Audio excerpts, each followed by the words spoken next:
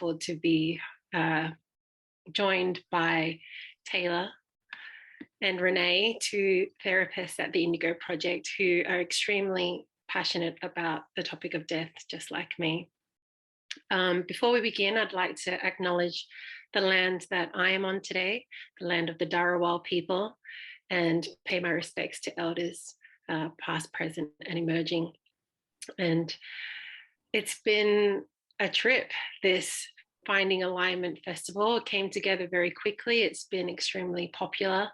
And I've been so grateful to be able to connect with the community from all around Australia. We've had people, all different states, join us. And it's been a great opportunity to give back from our hearts to create this digital festival and to reach so many people who we know as therapists, we've all been going through a pretty shitty time recently. So my name is Mary. I'm the head psychologist and founder of the Indigo project. The Indigo project is a progressive mental health organization. We're online therapy people doing our thing, helping people find transition, change, find their feet and grounding in difficult times, and to also celebrate, life. And I guess that's why we are here. We're here because, I think sometimes people get a little bit afraid when you just say the word death, grief, loss. And we feel like it's an extremely important conversation to have because in our personal experience, in our professional experience, we may not necessarily have people come to us who say they want to work on something, for example, like death anxiety, or to work on death in particular. But we find that a lot of people do come to us, and talking about death can help people through times in their lives where they feel stuck, confused, lost, that they're carrying a lot of baggage, going round and round in circles, unable to break patterns in their lives. So this conversation really spans more than just the idea of a physical loss of life and grief and loss, but also what it really truly means to live. So I wanted to just start this with a quote from Buddhist monk Pema Chodron. It's one of my favorite quotes, and she says, "To be alive, fully human, and completely awake is to be continually thrown out of the nest. To live fully is to always be in no man's land, to experience each moment as completely new and fresh. To live is to be willing to die over and over again." And so what this speaks to is, the embracing of the discomfort as we transition through life, a recognition that there are cycles of change. And the more that we embrace them and come to them, although how difficult that may be to face pain and suffering and challenge and loss, how it can really open our hearts, how it can lead us to understand what is truly meaningful to us, how it opens up questions of how we want to live and work and love and be in this world. And I think it brings a lot of highlight to the fact that maybe we're not going to be here forever. And what does that mean to each and every one of us? And that's very, very different. Personally, in my own life, I was just saying to Tayla and Renae earlier that I was looking out the window before this began, and I was thinking, 4 years ago, my father passed away, and I was reflecting upon the journey that it took me on, and the millions of questions that I asked myself over the past 4 years about what it means for me to live, and how difficult it was for me to face those questions whilst grieving the loss of someone very important in my life. And there are many, many times when I wanted to avoid the questions, where I wanted the questions to come, the answers to come quickly. Like, I'm a therapist, I just need to do a vision board or something. Like, I don't know. I thought I had the tools to like just go down this very beautiful path of opening and awakening. And it was the most messy, ugly, tragic thing I've ever been through in the past 4 years. But at the same time, I think I've just gotten to that place where that the challenge was kind of worth it to ask those questions. Not knowing really brought about a lot of self-compassion, development of self-compassion, of patience, of learning how to reach out and connect to others again, and to reconnect with myself, because I was living a life that was on paper very incredible and successful and validating, but within myself it was extremely tormenting and not aligned. And I was actually very, very deeply unhappy for a long time. And so once we ask these questions, it doesn't necessarily mean that everything is going to change, but if we avoid them, there are also other consequences as well, which I have probably found, you know, and many of us, I think, can relate to that.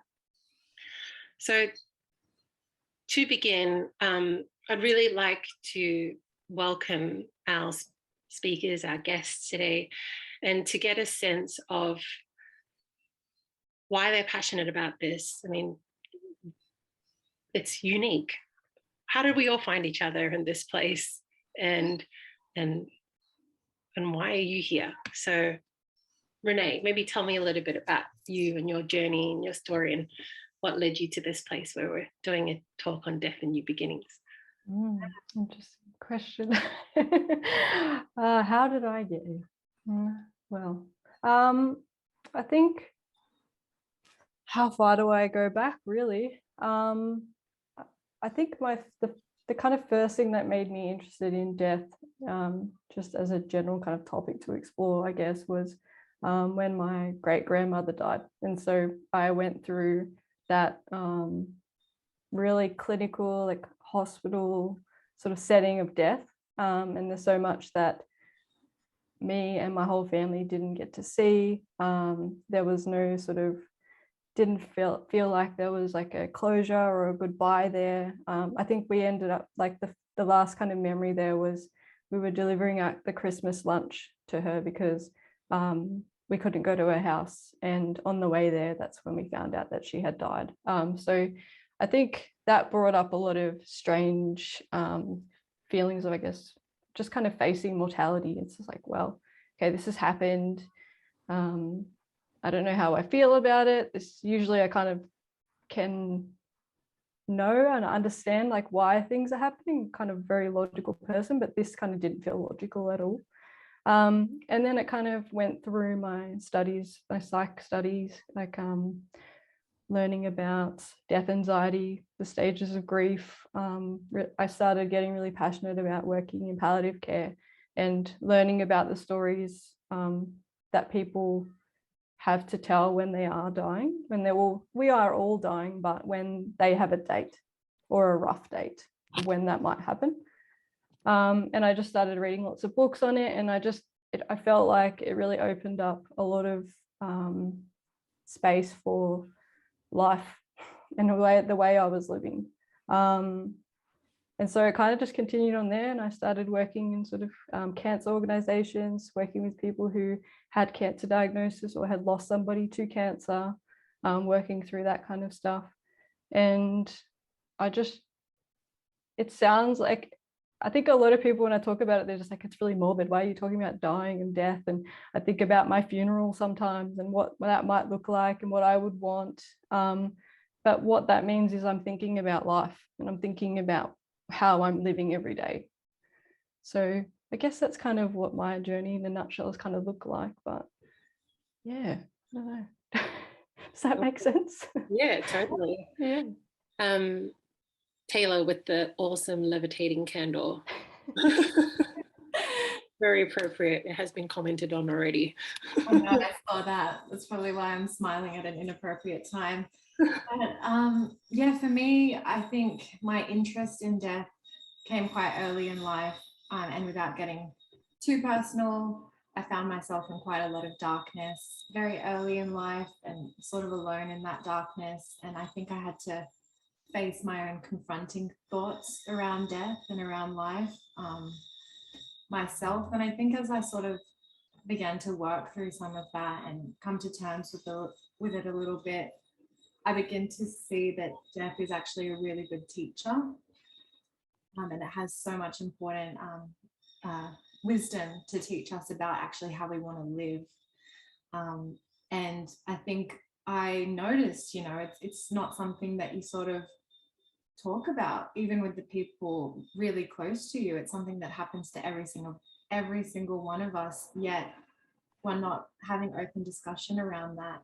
And I think that's why I'm so proud to be here today and have this platform to speak with Renae and Mary about such an important topic, as well as, you know, thankful that there's people like all of you who are joining that are sort of brave enough and open enough to listen and be a part of these really important conversations.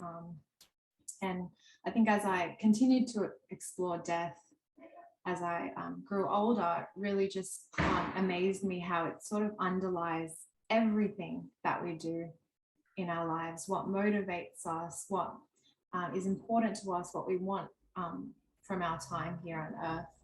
So that's me and how I came to come into this space. But what are we talking about when we're talking about death? Because, you know, we seem to have spoken about it in terms of the physical death, but it's definitely more than that, right? Absolutely. I think death can come to us in so many different forms that we might not even at the time really realize it as a death or such a significant loss. You know, I know we were just talking, Renae, you're finishing up in your current job, and you know, you're going through a lot of saying goodbye to old clients, and Mary, you're wrapping things up as well. And I think any sort of loss or grief or change or transition that we experience sort of takes us through that death cycle. So are there, I mean, Renae, would you say that there are more deaths than physical and psychological? Are there any other ones that we need to be aware of? Just thinking about all the plants that I've killed over time. I feel like there are unlimited amounts of death, really. That's what I was kind of thinking, like in terms of when Craig put a comment there, I thought about what would be what's the technical, like the definition of death? Is it when the heart stops? Is it when the blood stops going to your brain? Would somebody consider a death as somebody being in a coma? When somebody finishes up a job, when somebody retires, is a part of them dying? Is like, there's so many different, I guess, like subjective meanings behind what is death. I feel like I've been through a death when I came out as gay. Like I had to grieve my life as I knew it and start again. That's what it felt like to me. So, and like relationships, if you've gone through a breakup, like that relationship has changed. Part of it has died. I don't know, like maybe people wouldn't use the word death, but I feel like if you got down to sort of what a death was, something that had stopped, something had ended, every day there's many things that do that. So I think it can also give people permission when they do go through a breakup, or a loss of a dream or a job or a way of life, as globally we have experienced together collectively, that then we have permission to also recognize that we're going through can go through a process of grief, help us to move towards acceptance. Because as you know, as we've gone through our lives and we've gone through breakups and things, like you know, what is the Western mentality towards change and transition? It's like, get your shit together, like hurry up, like heal, get a new relationship, get your hair cut. I don't know. Like, it seems that we avoid, you know, the challenge of grief, going through the grieving process, but we also then sort of miss out on the beauty of what that process can actually help us, you know, find and explore within ourselves. That said, you know, the different types of, when we're talking about different types of death, I know starting to study, you know, psychedelic assisted therapies, that often people can go through what is called an ego death. And I think you don't necessarily have to even be interested in psychedelics to know that there are times in our lives when our whole view of life changes. And I've been really interested in understanding some of the research behind, you know, what happens to us when we're met with circumstances that are very, very difficult and challenging. And a lot of people talk about post-traumatic stress, but what is also really, I think, important for us to share is all the incredible research on post-traumatic growth, and how important it is for us to realize that we may be talking about something that's really difficult and asking people to maybe lean into something that's challenging to talk about with friends and family, etc. Experiences that are very difficult, physical death, you know, relationship death of parts of ways that we've been living. But we can also talk about this in terms of the research of what actually happens when people go through and actually confront difficult realities, no matter what they are. And we're all going to be facing them, no matter what. And the research is there. You know, post-traumatic growth is more often than not, people find more life satisfaction, increase in joy in relationships. They have a different new beliefs about their capabilities, about relationships, about the world around them. Their priorities change in a good way. Obviously, in the beginning, it's chaos. You know, when you go through something difficult, it's no way in no way are we trying to diminish, you know, what people feel when they initially go through a very difficult circumstance. But as I'm reading, you know, Pema Chodron's book at the moment, When Things Fall Apart, she's always gently reminding me to come closer, to be curious, to step into it, because that's the place where we want to be. We don't want to freeze. We want to get frozen. We don't want to get stuck in avoidance. So, you know, death, although the greatest fear of all, although this thing that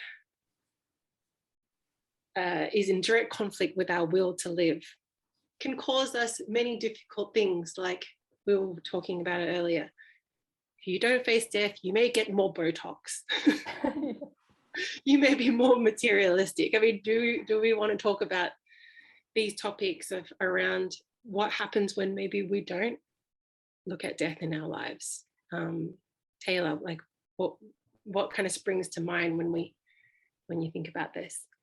Yeah, I guess I directly go into the therapy room where, you know, clients are presenting with, you know, stress or burnout, and, you know, they're throwing themselves into these jobs or unfulfilling careers that they're sort of aware of, but their ability to slow down or reconsider what they really want from life, or even the choice and the freedoms that they do have with their time left, are kind of swept under the rug because their main problems are, you know, burnout, and there's very little, I guess, acknowledgement of the time that's actually passing them by in their life. And I feel when we are sort of avoiding our insecurities or avoiding our pain or avoiding these difficult things that we're not really sure how to get out of or change or transition through, it's actually a bit of fear of death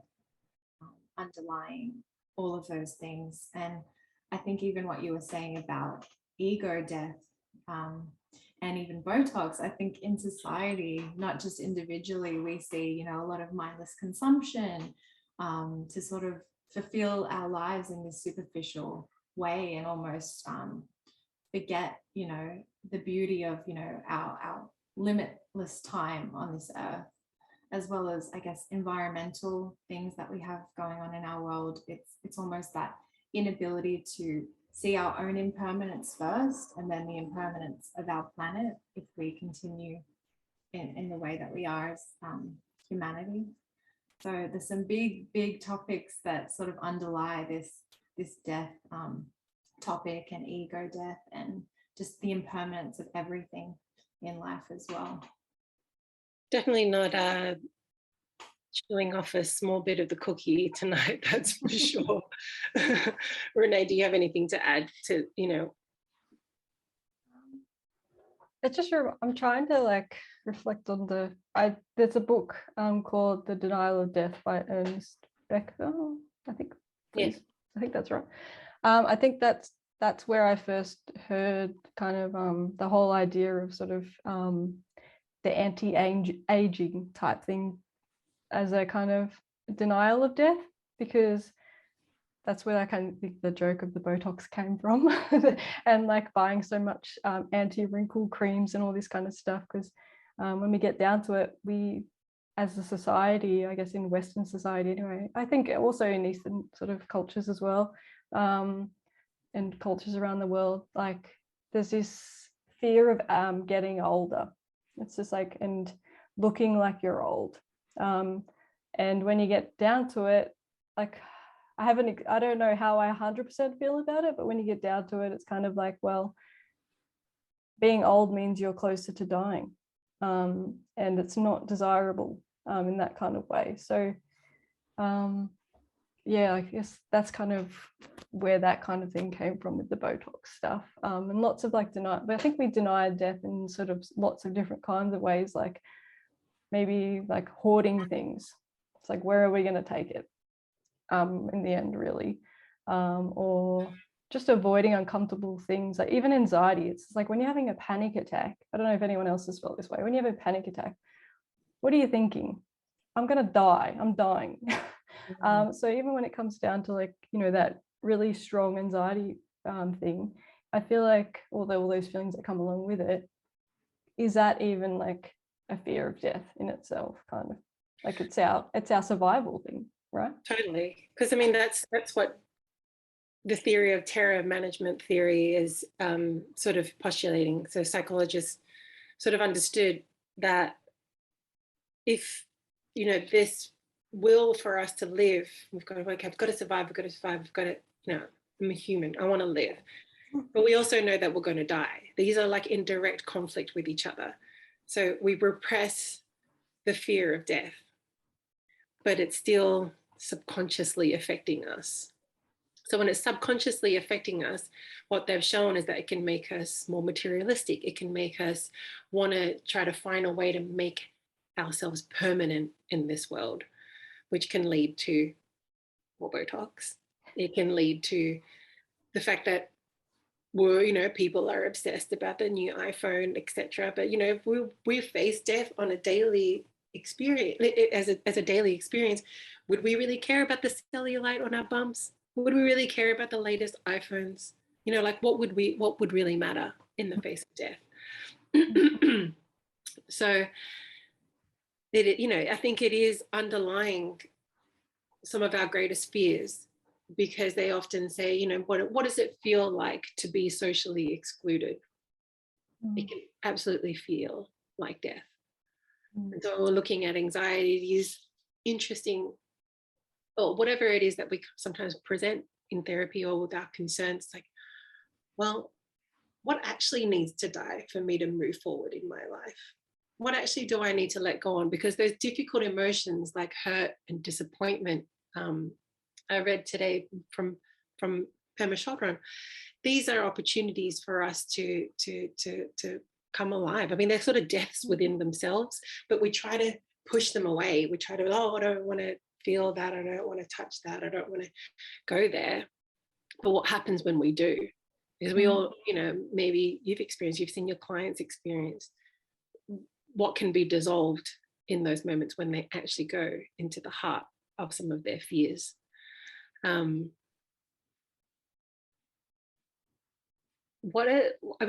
How do we practically deal with some of this anxiety that we might have, or this death anxiety that we might have as a collective? Because I think it's all well for us to talk about it, but okay, cognitively, I understand this is something interesting for me to reflect upon.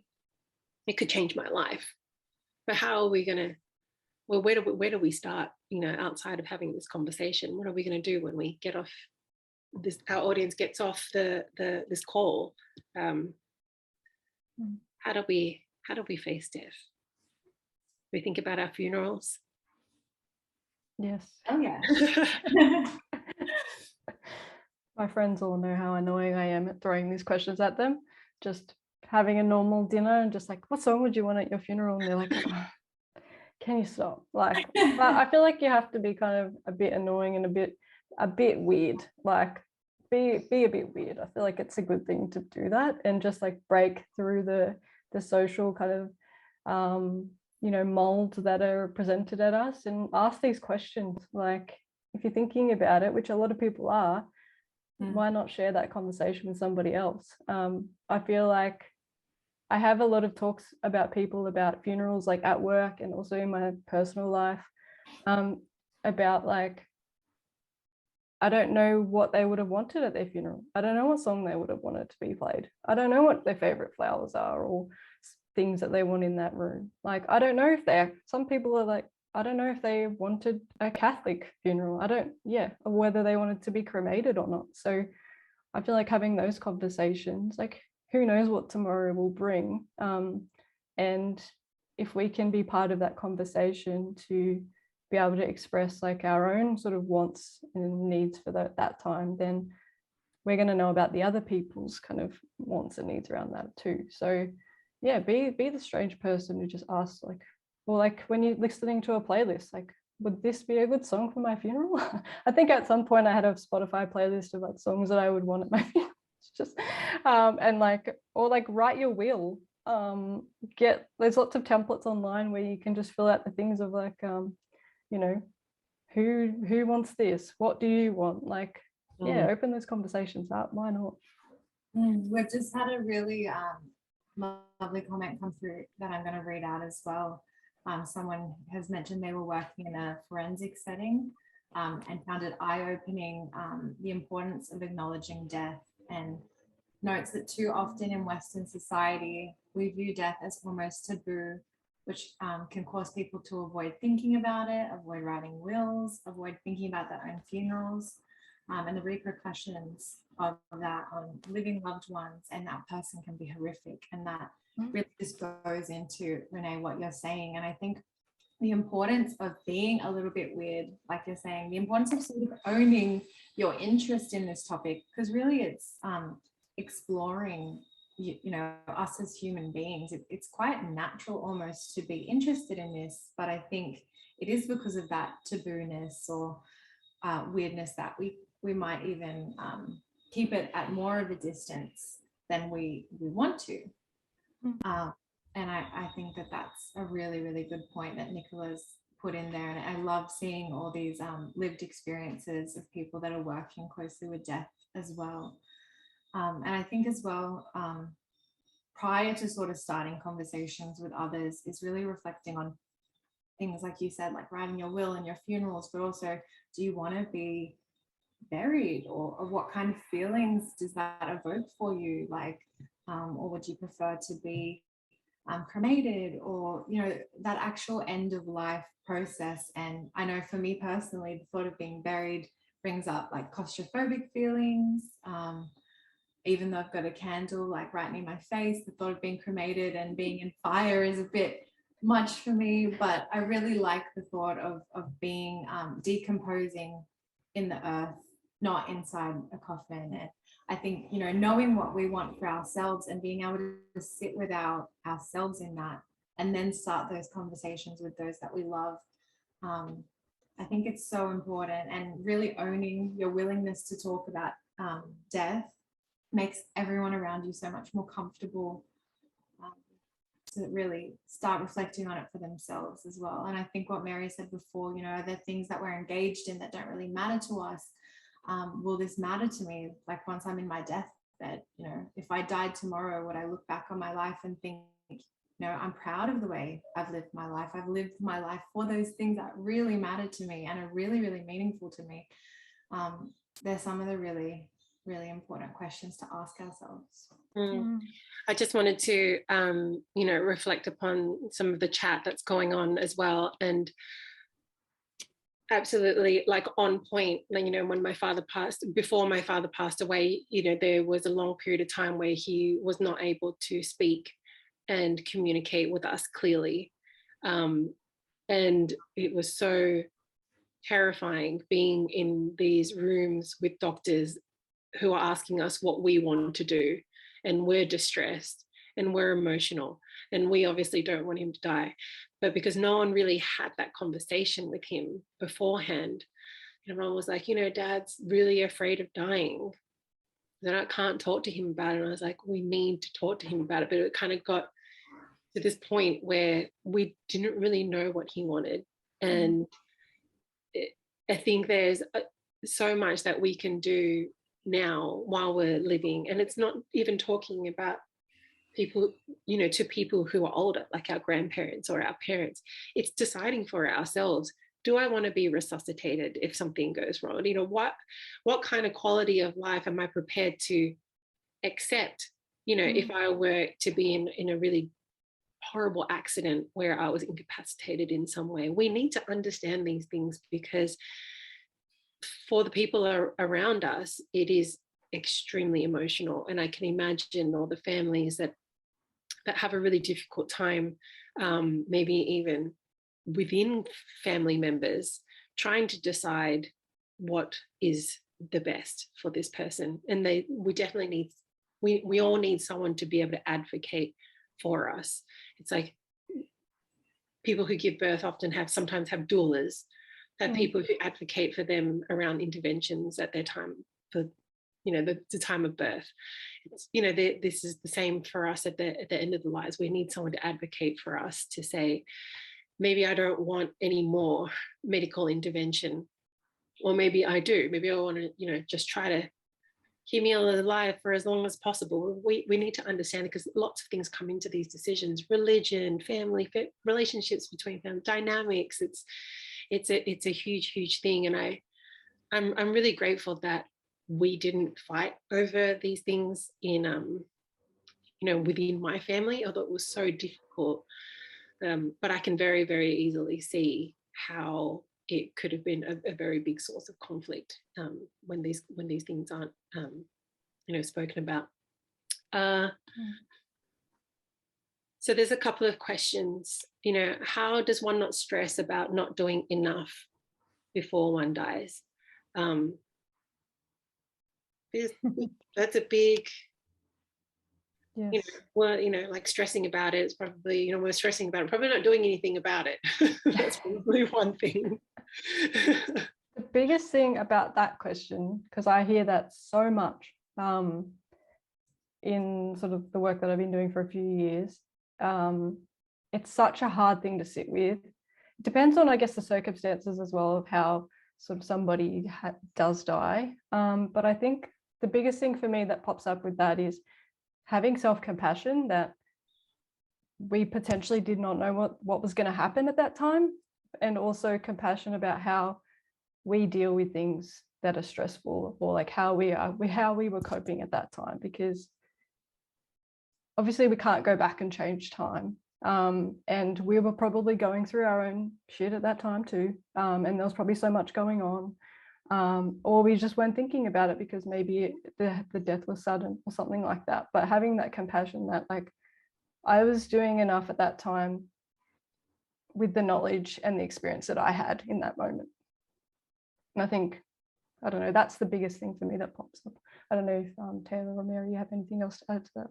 No, I completely agree with what you've just said on that question. And I'm also seeing another one beneath it, which is, how do you sensitively ask these confronting questions to older family members? And I think, again, just on the point before about talking about it yourself, and even making it less serious and a little bit more casual, because really it should be, in a sense, you know, this is something that impacts all of us. I'm just thinking in my own life, just telling my own family about me getting into this space and even doing this talk, and even just putting the topic out there. I learned so much about some of my family members and their wishes at the end of their lives that I just wouldn't have had volunteered to me if I hadn't sort of just told them about what I thought for myself and my interest in the topic.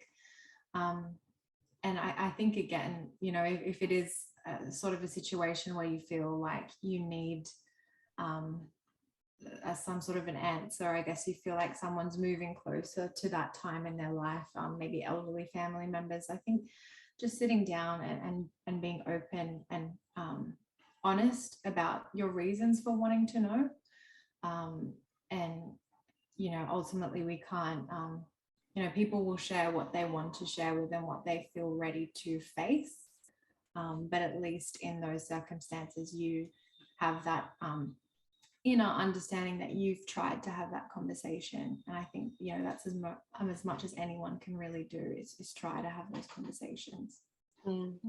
I guess I've read the question of how does one not stress about not doing enough before one dies as a reflection upon that individual person's life as well, like knowing that you're like, what have I done enough in my own life? The insecurities that I think do come up for us from time to time about, I mean, I've often asked myself that question, like, what am I doing with my life? But I think the question, although it brings up a lot of insecurity within me and a lot of fear and challenge when I've asked these questions, to ask the question is better than not to ask the question, and to live as life was never ending, and to procrastinate on life, dreams, goals, ambitions, connection, in lieu of just thinking, oh, okay, well, I'm always going to have tomorrow. Tomorrow is, I'm going to do it tomorrow, or do it next week, or do it next month, or do it next year. And we do know that time can move very quickly sometimes. I also just wanted to read this, if you haven't heard of the book, The Top 5 Regrets of the Dying. It's by a palliative care nurse called Bronnie Ware, and she explores these regrets expressed by those at the end of their lives in her book. I wish I'd had the courage to live a life true to myself, not the life others expected of me. I wish I hadn't worked so hard. I wish I had the courage to express my feelings. I wish I had stayed in touch with my friends. I wish that I had let myself be happier. So if this question is in relation to what we can do in our own lives as we confront our own mortality, it seems as though some of the advice from those at the end of their lives is to connect more, is to live life for you, is to express yourself honestly, to stay connected with friends and family, and to this is really good. I wish I had let myself be happier. So it's almost like we, you know, this realization that we have a choice in this as well. I think sometimes it can be very difficult to feel like you have that choice. But again, another book that I read, you know, I'm sure a lot of people have heard of it, Viktor Frankl's Man's Search for Meaning. At the most difficult times, I think we do.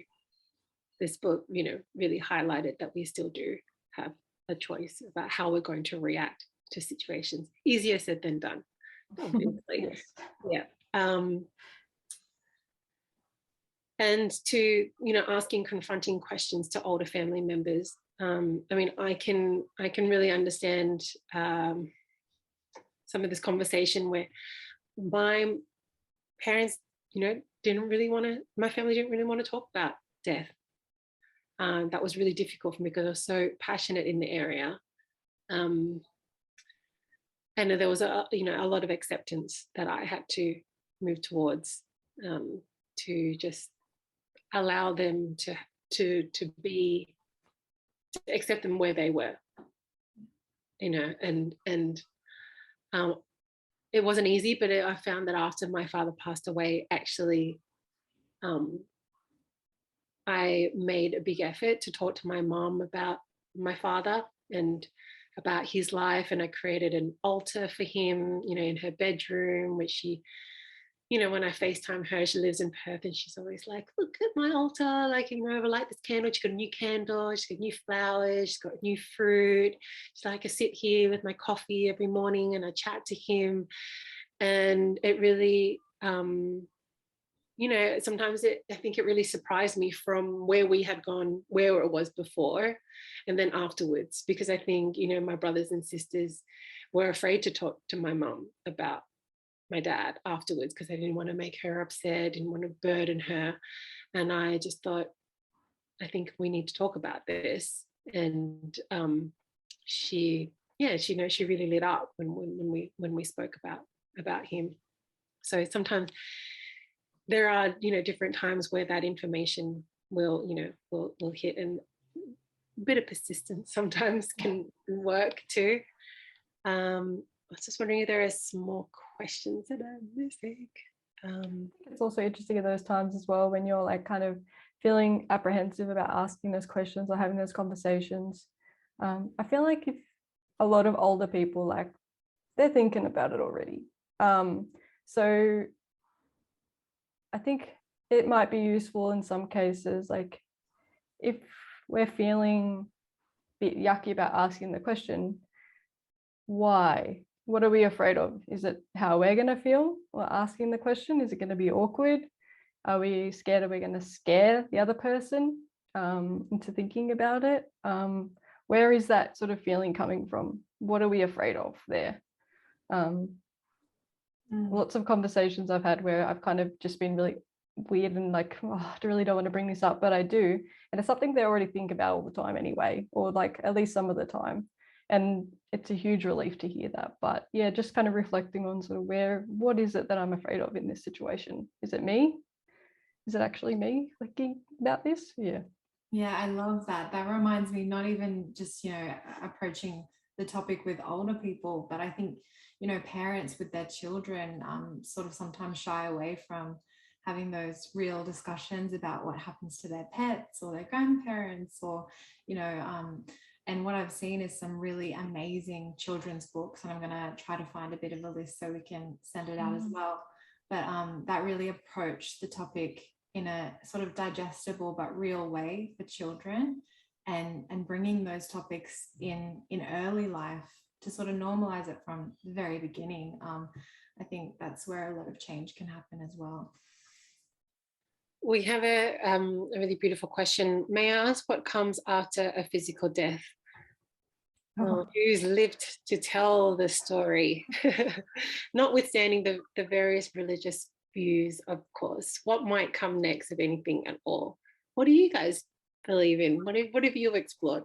I love this question. It's a good one. What a question. Oh my gosh.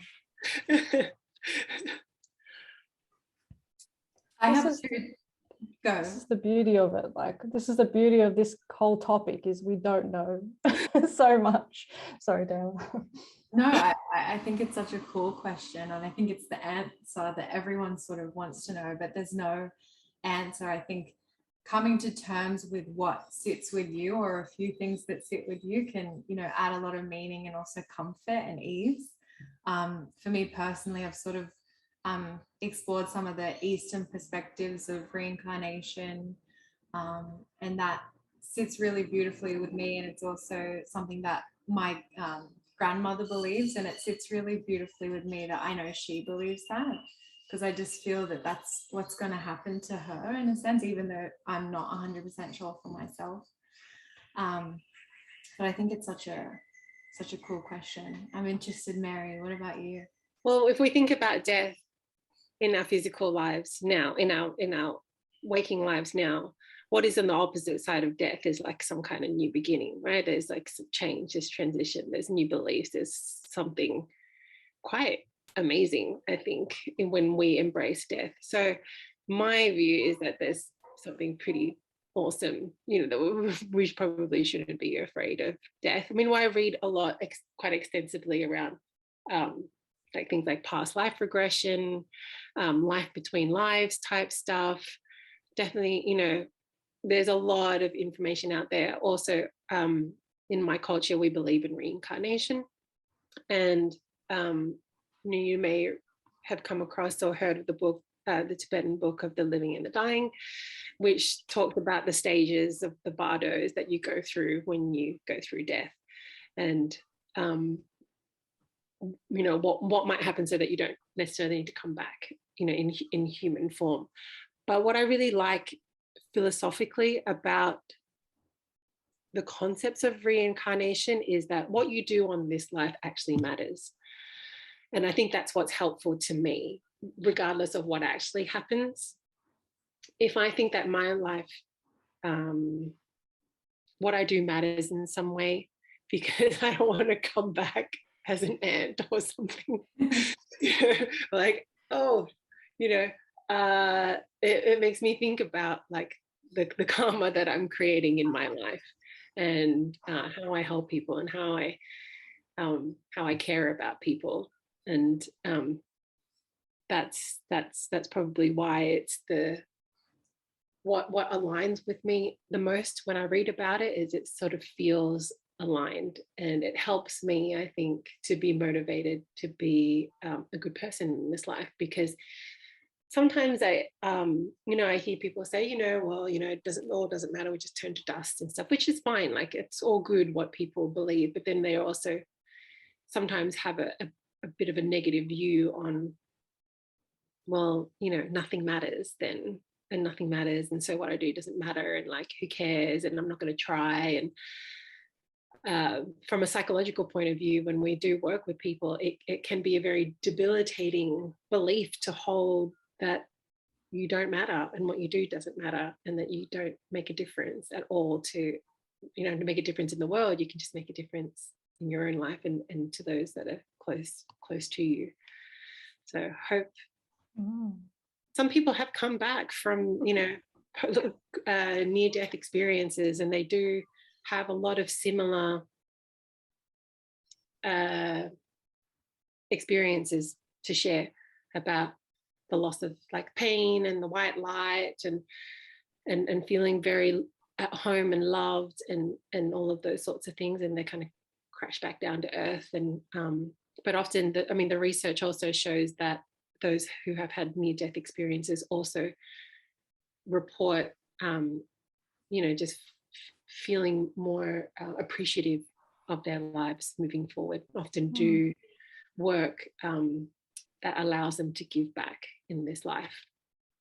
Kind of reminds me of the saying, like, I saw my life flash before my eyes, and all this reflection that happens. And also, I guess, the evidence that, like, you get a flood of the chemical, I think it's DMT, or I don't know, maybe someone correct me if I'm wrong, but there's like, yeah, like there's that flush of like sort of this chemical into our brain, which suggests, I guess, that there is like this kind of moment of realization of like, I am here, or who am I, kind of thing. And I'm wondering how that kind of transitions on to sort of whatever happens next. I feel like I love the idea of reincarnation, but I'm very much a determinist of like what you were saying, Mary, of like, do I have that much control over what happens in the world? And I just try to find my like neat little cozy space of where I could exercise sort of any sort of, I guess, feeling like I have free will, whether you believe in the free will or not. But I feel like the reincarnation thing, for me personally, I don't know, it feels like a bit of pressure. I don't know.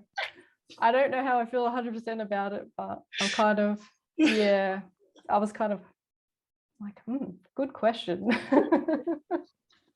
Whoever asked that question. That's so good. Very honest. Like, we can all have different opinions on like what happens, and nobody really knows. So, I mean, someone has said often negative feelings come to be dealt with by guilt for not doing enough Oh, is this, I'm not sure if this is answering the same question. I have died ×3 and come back just before going into brilliant white light. So, if anything, it's going to be an immersive experience, whatever it is. Well, you know, I also wanted to talk a little bit about an experience that I created when my dad before my dad passed away. So he was ill for a while. He had Parkinson's, and he ended up passing away because of complications due to his Parkinson's. But I was involved in a festival called We're All Gonna Die. It was created by now a really good friend of mine called Stephen Hunt. He lives up in the Northern Rivers area, but he wanted to create a really down to earth festival where people could come together and talk about death. And it was like incredible music, great panels, like art installations. And I was invited to, create an experience for that event. And so in consultation with him, I decided to create a death meditation. And so if anybody's sort of experienced a death meditation before, some of the roots of it can come from like Tibetan Buddhism, where they do meditate on death as part of them, maybe appreciating life more. They talk about it a lot more than we do. And so over the course of about 8 months, I created the script for this meditation, which obviously nobody has really lived to tell the story of what happens on that other side. But what would be able to give us the lessons now, not when we're at the end of our lives, but here right now, no matter what age we're at. And I did have an experience at a ceremony where I did experience my own death. And I did think about, Tayla, like what you said, am I proud of the way that I've lived my life? Is there anything that I wish I had said or done or let go of? And they were really poignant parts of this practice, this meditation that I created, because we don't ask ourselves these questions. And they're really confronting, but it does give us an opportunity, if we confront them now, that we actually can maybe go and say the things that we want to say, do the things that we want to do, let go, that we can appreciate our friendships more. And so, I worked with a music composer who created the soundscape around it to hold people in a really safe space. And we've done this experience for hundreds of people around Australia, or thousands of people around Australia. It's also something that you can listen to. It's on Spotify as well. Oh, wouldn't be listening to it on your way to work or anything. It does record. I mean, driving around, listening to death meditation. It is a ceremony. It's something to be kind of honored. You can do it with your friends. You can do it by yourself. But people often create a really beautiful space where they can light some candles. They have tissues and some paper and some pen, and they really kind of, set themselves for that experience. But what I found, just even watching people go through this experience live, because we've performed it live, is what I noticed is people, how they hug their friends afterwards was the biggest thing for me. It was like really, really got me, because people gave each other those like really long hugs, like, those airport hugs where you just hold on to each other and you're like, oh my God, like it wasn't just like, yeah, love you, man. It was like, oh, I really appreciate you in my life. And I saw people, calling their parents, loved ones, and really wanting to make amends as well. That was really huge too, because I think that's that's a pretty big thing. So we're going to be able to share that immersive experience with you guys, probably in the chat, because it is a Spotify link. But we'll also share that in the wrap as well. So if you want to try to face death in your life right now, it's a 20-ish 30-minute experience that will blow your socks off a bit. That's probably closest that I can get to answering that question of what happens on the other side from my creative experience. I don't know why I have in my notes vampire stories, but I was wondering if someone could help me. I don't trust my notes, but someone must know what's going on here about vampire stories. Would you like me to talk about that, Tayla? Yeah, thank you. Tayla and I were having a discussion about sort of things that we, I guess, enjoy, and that kind of spark this kind of idea of death and thinking about death and dying and life on the other side of that. And I guess for me personally, I really like vampire stories. I'm getting into like my full dorky mode, but that's fine.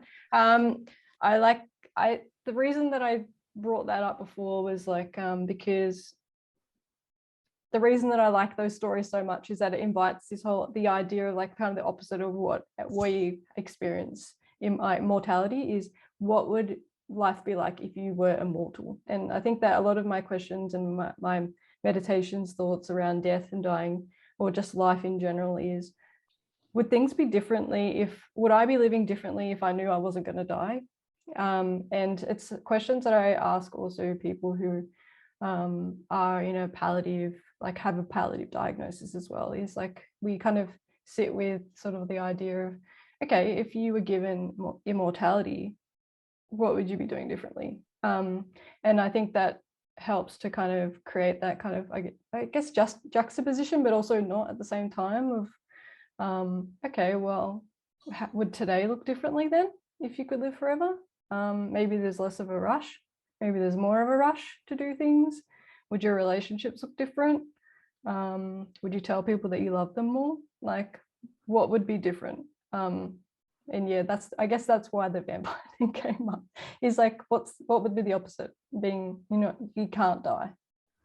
Like, I feel like life would be really boring.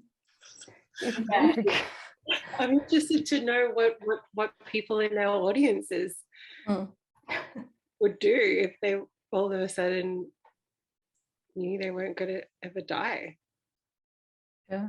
Would you just be like jumping off cliffs? Yeah, that's what comes to my mind. I'm like, I test be like Groundhog Day. You're like, oh my God, what's the most outrageous thing I could do?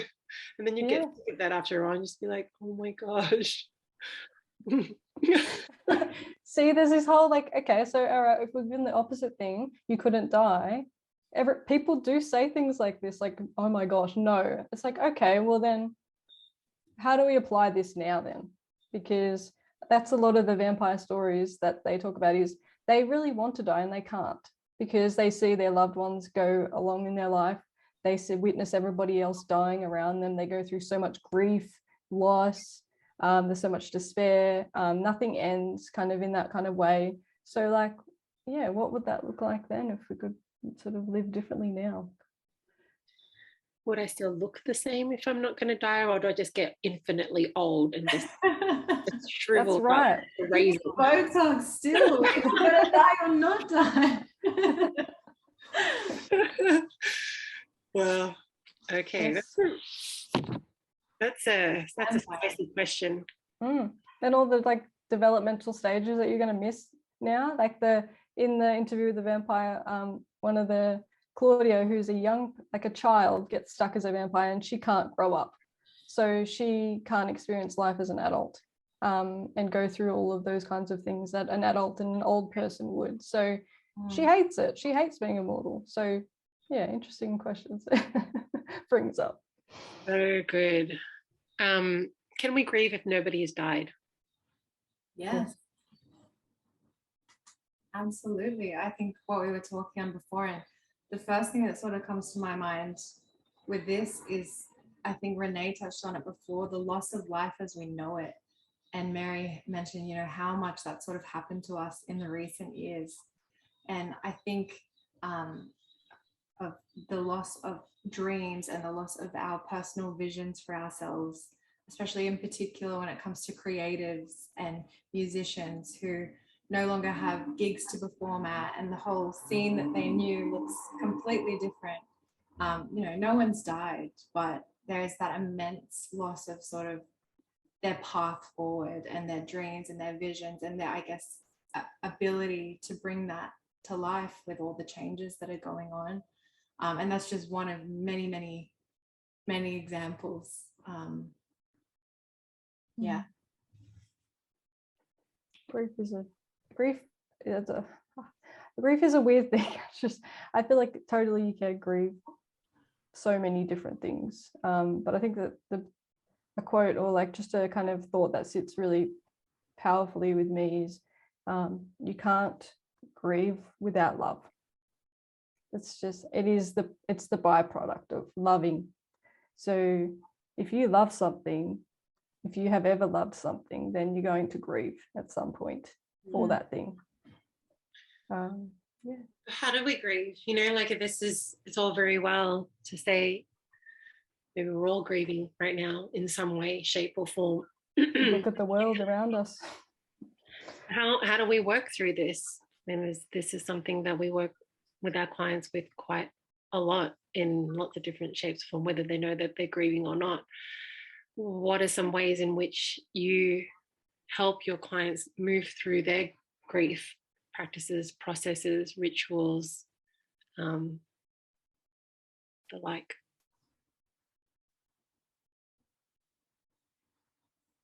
Me to go first? Okay. Everybody, I think, grieves differently. So I think that I don't feel like there's no right way or like way to do it that works for everyone. I think it's a lot of it is listening and not pushing and forcing the way through it, because there's no timeline that is meant to fit. It's not like you have 3 months to lay in bed and cry and then you're okay. It doesn't work like that. So I think creating that space to do it in the way that you are going to do it, or just be able to explore it in a way that's not a rush or feels pressured, is really important. But also kind of working through how to keep that relationship going, because people die and things die, but relationships don't end. So how to maintain that relationship with, like, this is to do with like the death of a person. This is lots of different kinds, but if we're talking about bereavement, how do we keep that relationship going? So like if somebody loses their, for example, if they lose their dad, like they're always going to be dad. So how do we sort of continue on that going, whether that means having an altar like you, Mary, like you have an altar, like with your mum, she has one in her room, creating rituals or like traditions around what are we going to do on special holidays. And I think someone mentioned anniversaries and things like that, keeping those going. Like I knew people that used to put their loved one's favorite football jersey at the dinner table, like on the weekend or for Christmas or Easter or whatever sort of holidays came up for them, or every sort of night before you go to bed. Somebody told me that they used to hug their mum's dressing gown before they went to bed. It was kind of like a ritual that they had with that person. So creating those like really personal sort of things that are going to keep you feeling connected. I think there's this whole idea of like, I got to let go and I got to move on. And it's just like, well, maybe, but also like, how do we hold on in a way that's going to be like meaningful to us, and that relationship. It sounds like, how do we honor that person respectfully? Tayla, do you have anything to add to that, or to maybe talk about grief in its other form, the psychological form? Because we're all grieving now something. Absolutely. I don't think I have much to add to what Renae just mentioned, although I think there's a real lack of that kind of ritual and remembrance of those who have passed in society. And I would love to see more in that space. And I think it's really important what you mentioned. In terms of, I guess, psychological death, I've worked with clients post-stroke and in other injuries. And I think it's really where I see some of these questions come to light, when they're sort of, mourning the death of their old self, and really exploring who they are following what they've gone through and sort of piecing their remains back together into this new identity, and re-exploring what their values are and what's important to them and their own abilities, and eventually sort of piecing together this new normal, and new version of themselves as a new beginning through the change, through the transitions, and then finding that hope for the future and the possibilities for the future that they might not have been able to consider at the beginning of their sort of mourning or grief cycle.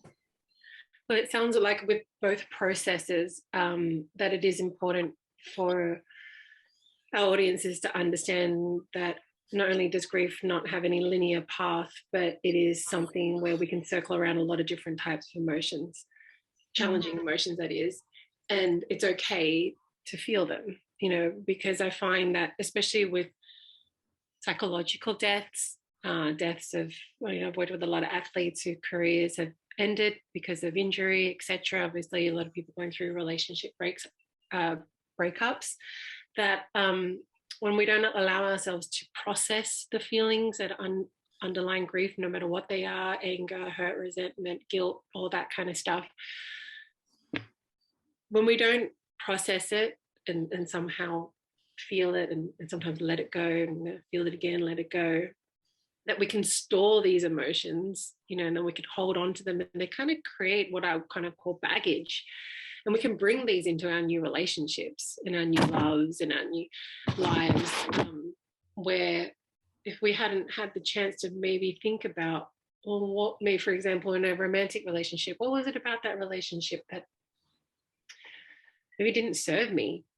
And, you know, what beliefs did I maybe build about myself because of that relationship? I'm not good enough, I'm not cute enough, I'm not smart enough, and how can I work through that? Because if I don't work through those emotions and develop, maybe allow those emotions to help me develop some self-compassion, care for myself, love for myself, then I might go into what I've seen. I mean, we've all been there, you know, like I can just talking about myself here, go into a next relationship and it's the same bloody thing again, and your same habits and patterns and ways of relating.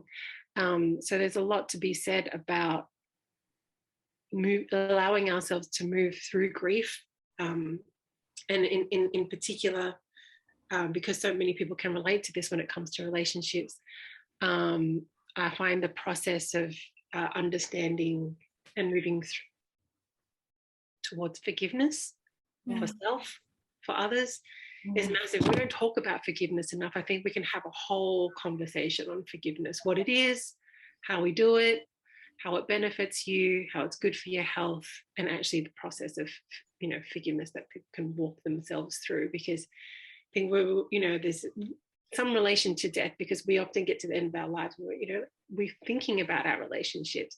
Do we want to have grudges with people? Do we want to still have that tension? Because right now it's like, fine, yeah, cool, it's all good. Oh, hello.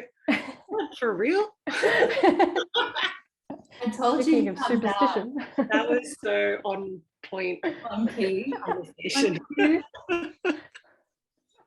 Knew that was Like, happen. I don't know if I've done that setting in Zoom where like the cat comes You out. press the cat button and it just jumped out. The funeral chat.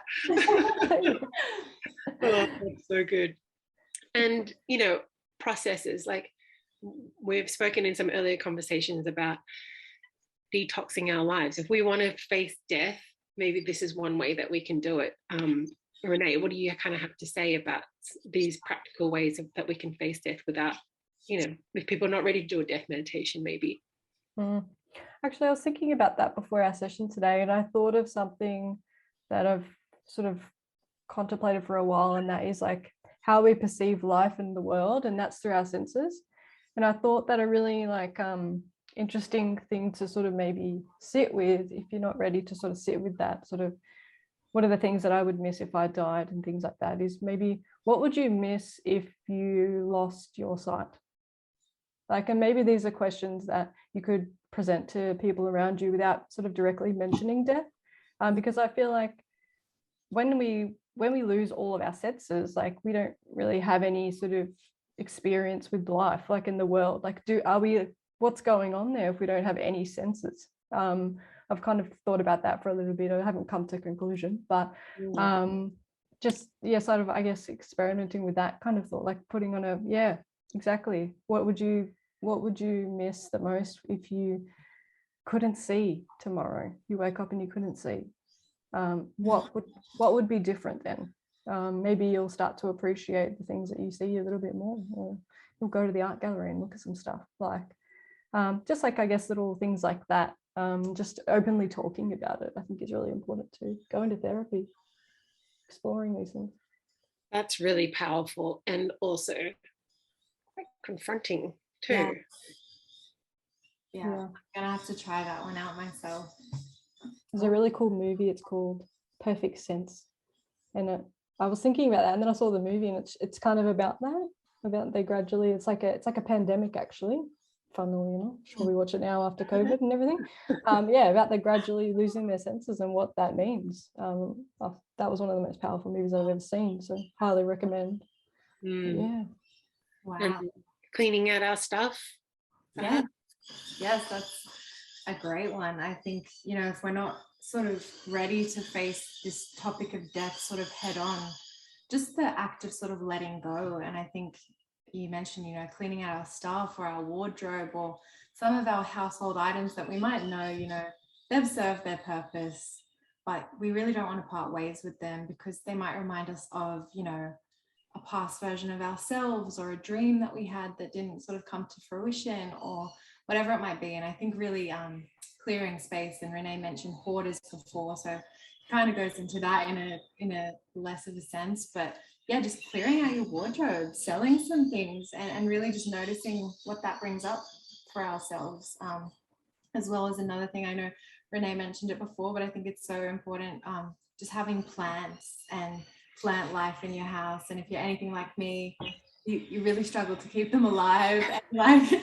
anything can change. I mean, this humid weather, and we sort of had to come to terms with, there's this thing that we're watering and we're trying to get it to grow, and sometimes just out of our control, they die. And I think that's really, really cool thing to have around the house. Another thing that's a little bit out there that I personally like to do is get out and go for a walk in a cemetery.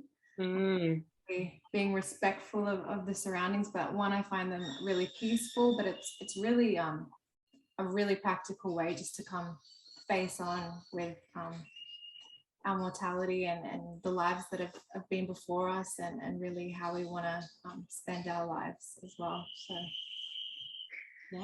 I'm curious of this comment, the Swedish art of death cleaning, if that person can maybe give us a little bit more information on that and how we can get involved in that process, because it sounds, is it similar to what we've been talking about, or is it something different?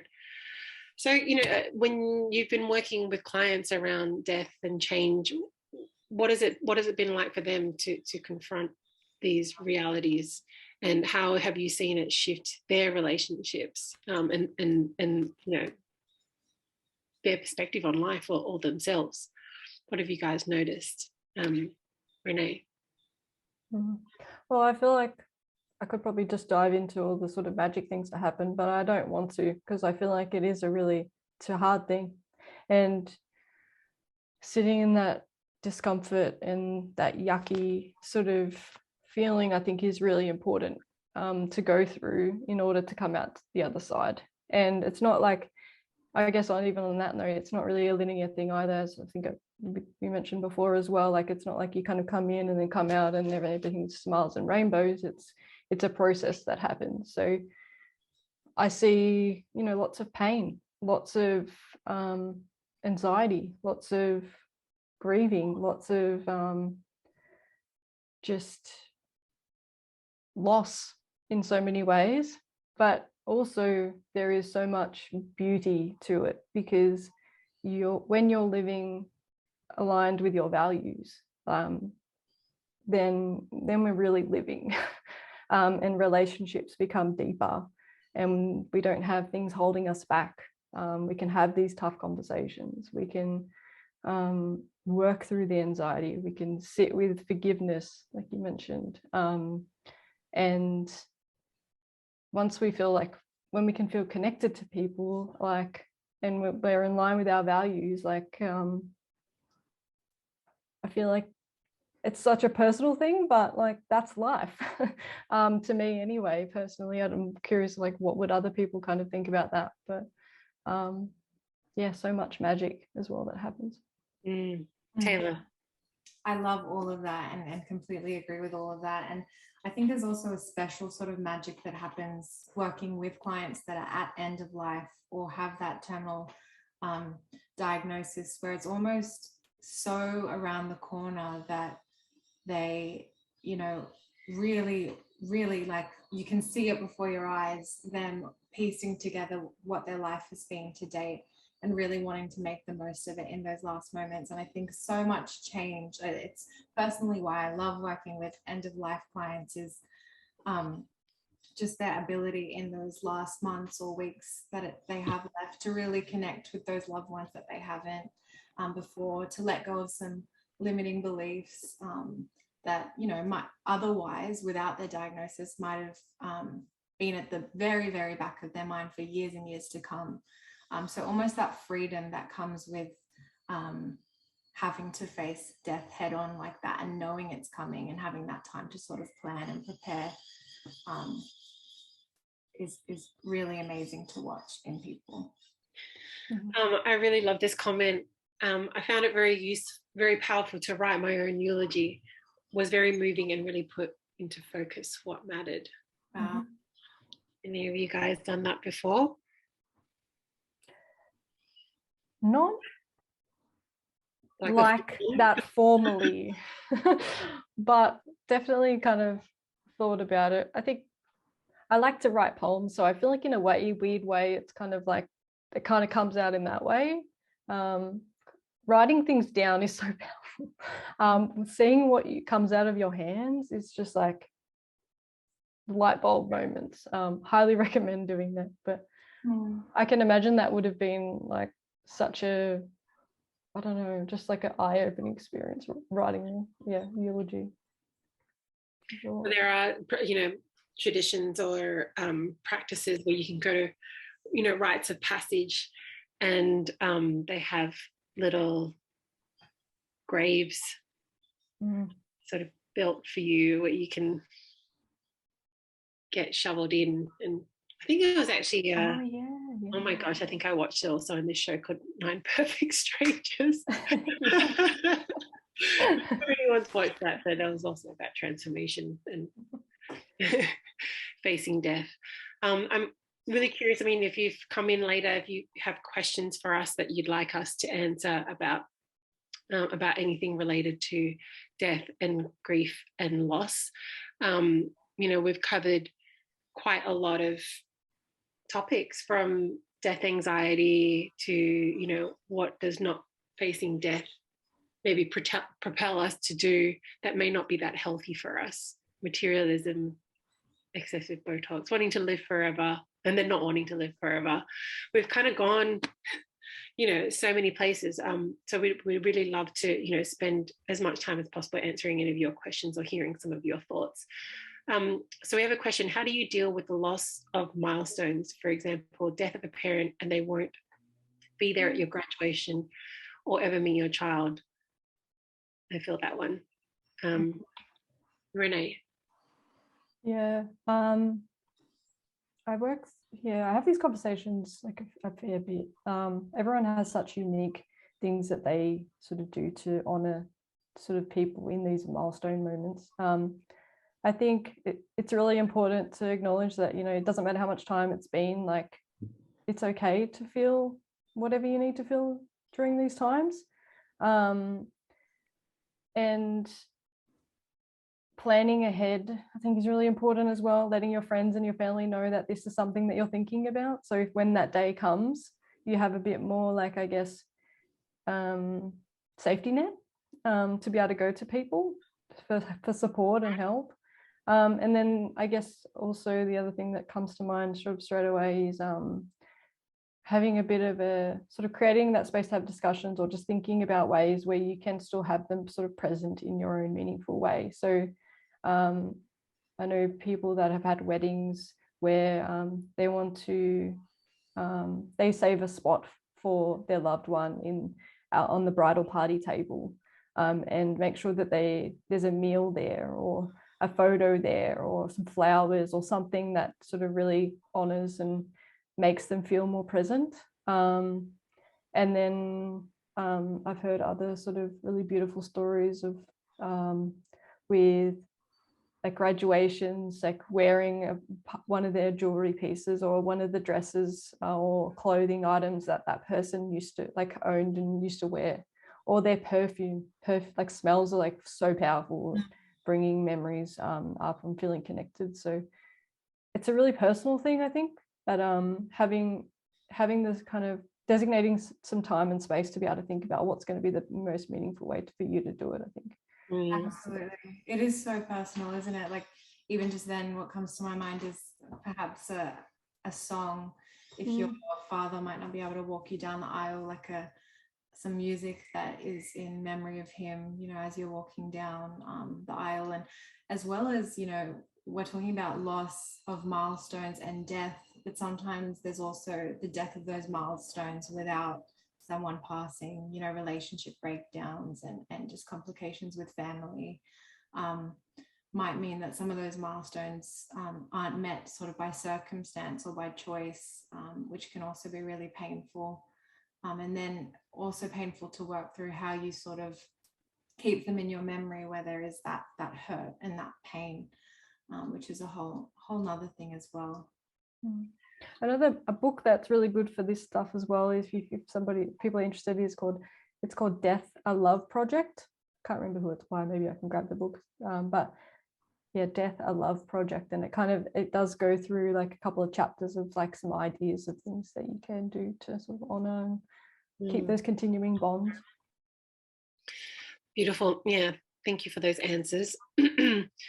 How do you prepare yourself to lose someone you love, like parents, etc.? It brought up so much anxiety just to think about it. How do we actually properly prepare for it? As we all know, it will happen and we'll have to deal with it eventually. How do you prepare? I guess in your own way.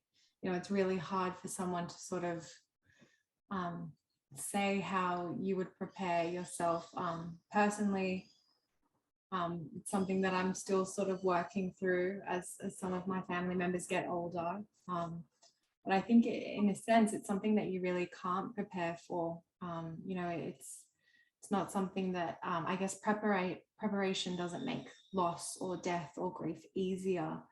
But I think, you know, preparing that it's going to be difficult and I guess honest around that with yourself and with your family members. And again, that honest conversation, you know, what do you want to maybe say to someone before they pass away? What are those unspoken things, or is there any forgiveness that needs to happen there before someone passes away? All of those things. Absolutely. I think you made a really good point around, you know, is there anything that you would like to say or do or let go of, or you know, my friend said to me when my father was ill, he's just like, you know, there's nothing that you can do to change what's going to happen at all. But, you know, he regretted not being able to say what he wanted to say. And that really, you know, that really stuck with him. And all I wanted to tell my dad was that I loved him. And that was, you know, that was what I was able to say. And he wasn't able to really say that, because he can sort of mouth it. And, you know, sometimes it's just really small. It's hard to prepare for it. I think it's important to know that the grief can start even before someone passes away. So you have this, you know, anticipation of death, and you're going through all these emotions already that you maybe would expect to have when someone does pass away. And that's completely normal, because I was feeling those things, like it's going to happen at some point. And getting support around that was really, really important to me, being able to talk about it, share it, get some therapy on it, all of that, have people hold space for me during that time. to the question, how do we grieve the loss of a relationship, the loss of a life you had imagined, loss of love, the idea of having found your person. I think grieving a loss of relationship also requires, the processing of difficult emotions. I think this is a kind of pretty common theme that we have here that's relevant across so many different types of things that we have challenges with. It's, for me, music is really important. It's probably one of the things that outside of, when I can't talk about it, I can't sometimes access my feelings. Music for me over the past few years has been that outlet where I listen very intently to music that I know will help me process those feelings. So it's really that time and space that you give to writing about the relationship, to talking about it, but also to feel the feelings that are there, to move through rituals. In my book, there's also an immersive experience that you can find on Spotify called Transience, which is about the process of forgiveness for a relationship if you're finding it hard to let go. But I'm not aware of how that relationship was. Like, sometimes we need to look at what needs weren't met. What beliefs did I form about myself in that relationship? What beliefs did I form about new relationships or the world around me? And examining all of that is extremely important. On music, we do next week have 3 free listen up events, which is one of our most popular offerings over the past 5 years, which is often a paid experience. But because we're doing a little bit of research on it, we'd love people to come and join the experience, where you'll be joining in from home with your laptop and headphones.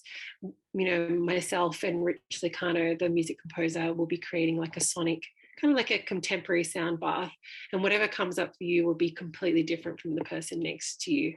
What we know so far, it's a very beautiful, visual, cathartic experience. Could be very joyful, could be deeply moving, whatever. It kind of gives you what you need to that person, to anyone that's grieving here, to anyone that just wants to maybe connect with themselves, experience feelings that they haven't felt for a while, maybe even joy and expansion. Please come to the event. I think we can put the registration information about it. And we'd love to have you there. I think I might just try to squeeze one more question in.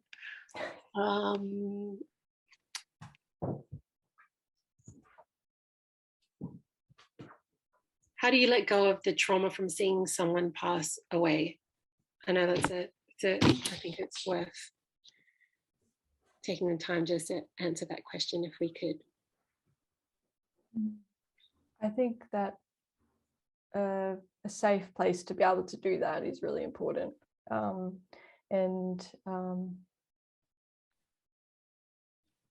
Creating, I guess